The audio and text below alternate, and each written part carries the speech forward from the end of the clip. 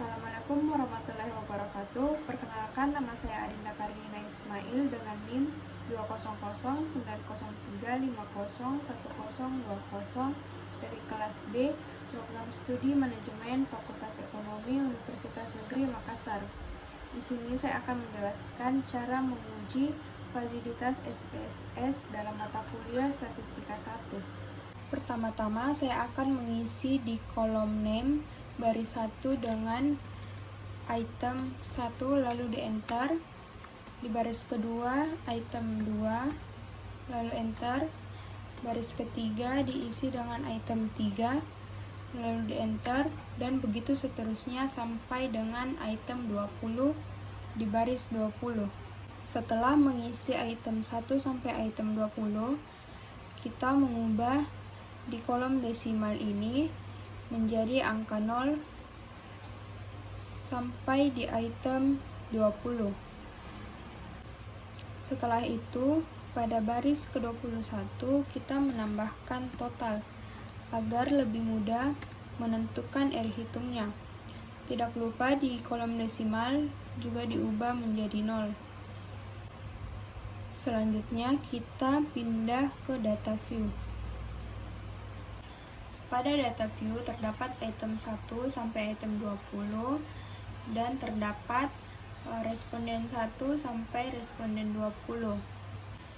Pada responden pertama akan diisi angka 5 pada item 1, angka 4 pada item 2, angka 4 pada item 3, angka 5 pada item 4, angka 4 pada item 5, dan seterusnya sampai item 20.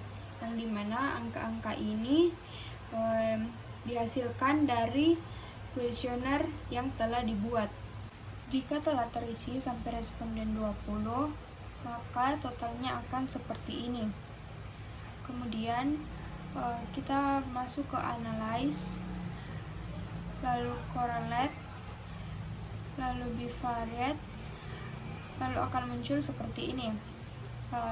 Lalu item 1 kita pindahkan ke variables, item 2, item 3, item 4, item 5, dan seterusnya sampai total. Setelah dipindahkan semua, maka klik tombol OK.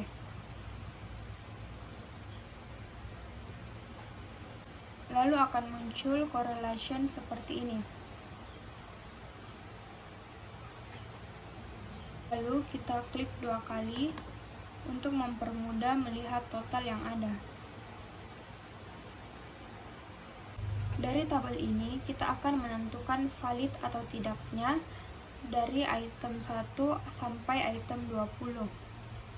Inilah R tabel yang saya gunakan yang berjumlah 0,423 untuk menentukan valid atau tidaknya R hitung. Jika nilai R hitung lebih besar dari R tabel, maka item dapat dinyatakan valid, dan sebaliknya jika R hitung lebih kecil dari R tabel, maka item dinyatakan tidak valid. Pada item pertama, R hitung bernilai 0,455, sedangkan R tabel yang saya gunakan bernilai 0,423, maka item pertama dapat dinyatakan valid. Pada item kedua, R hitung bernilai 0,638, di mana lebih besar dari R tabel yang bernilai 0,423, maka item kedua dinyatakan valid.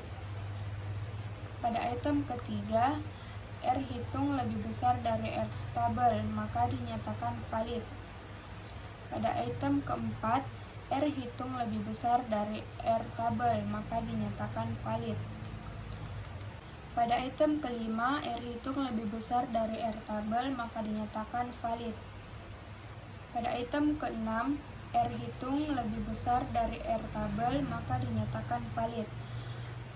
Pada item ke-7, R hitung lebih besar dari R tabel, maka dinyatakan valid. Pada item ke-8, R hitung lebih besar dari R tabel, maka dinyatakan valid. Pada item ke-9, R hitung lebih besar dari R tabel, maka dinyatakan valid. Pada item ke-10, R hitung lebih besar dari R tabel, maka dinyatakan valid. Pada item ke-11, R hitungnya juga lebih besar dari R tabel, maka dinyatakan valid. Pada item ke-12, R hitung lebih besar dari R tabel, maka dinyatakan valid. Pada item ke-13, R hitung lebih besar dari R tabel, maka dinyatakan valid. Begitu pula R14 sampai R20 yang dimana R hitungnya lebih besar dari R tabel, maka item 14 sampai item 20 dinyatakan valid.